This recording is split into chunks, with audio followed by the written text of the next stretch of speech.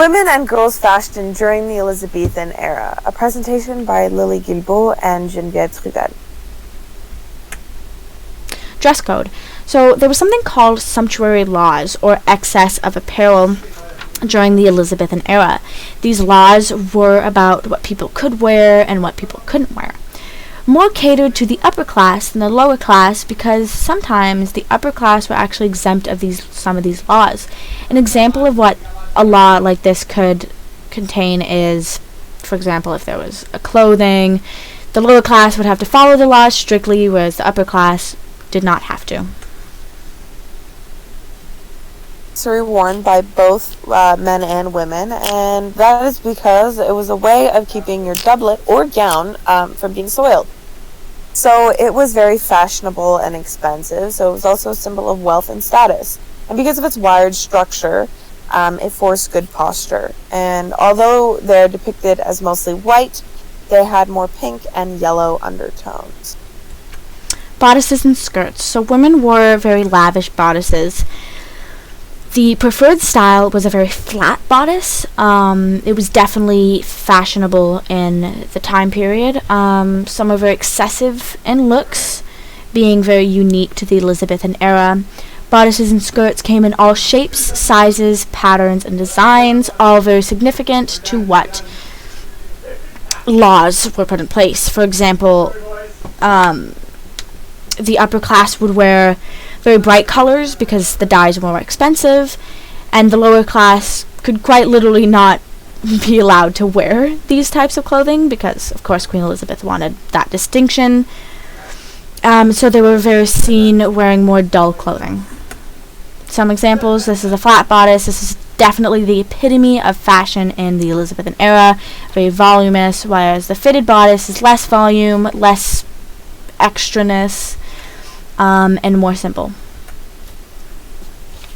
So farthingales and bum rolls. So we have a farthingale on the right and a bum roll on the left. So a farthingale provides a lot more volume and was very expensive and very fashionable, so more catered towards the upper class. Meanwhile, bum rolls were very minimalistic. They have the same idea, but obviously don't create as much volume, and they are less expensive and less fashionable, so more for the lower class. So farthingales and bum rolls were worn from the 1530s to the 1580s. And again, they created that shape that women really wanted, or that fashion really loved during that time.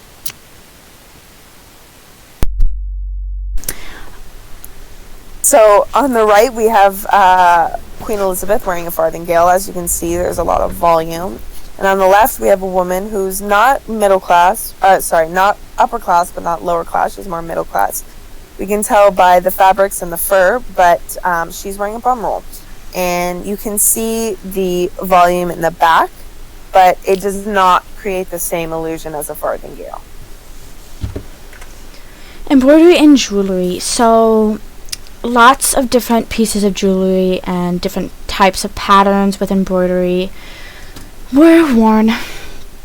So as we can see in this portrait of Queen Elizabeth here, she's wearing many pearl necklaces, which was probably the most popular jewel at the time.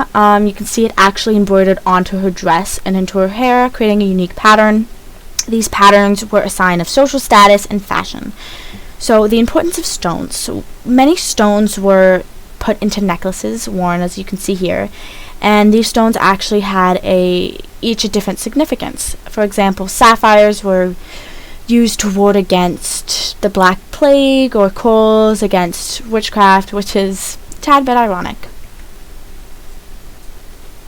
Hairstyles. So women would wear their hair up to show off hats and hairstyles, etc.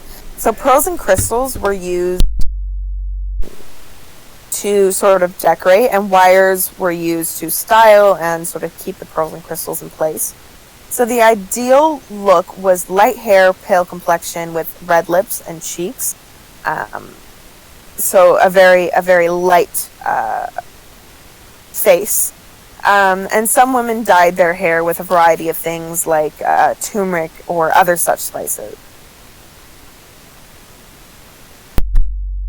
So masks. As you can see here in this painting, the woman is wearing something called a vizard. Vizards are worn to protect yourself against the sun because, as we saw in the last slide, a pale complexion was the preferred style. They were very constricting and you could barely speak, but as you can see, women wore them during the summer. Different types of masks, like masquerade ball masks, were also worn, but obviously they were less constricting and were worn at masquerade balls. Gloves.